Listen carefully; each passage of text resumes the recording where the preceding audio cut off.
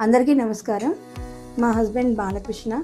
ఈయనకి sugar down అయిపోవటం, infection వల్ల చాలా హైపోగ్లైసిమిక్ అయిపోయినప్పుడు మాకు తెలిసిన వాళ్ళ ద్వారా సన్‌రైజ్ హాస్పిటల్ చాలా బాగుంది అని అంటే హయత్ నగర్‌లో జాయిన్ చేశాను.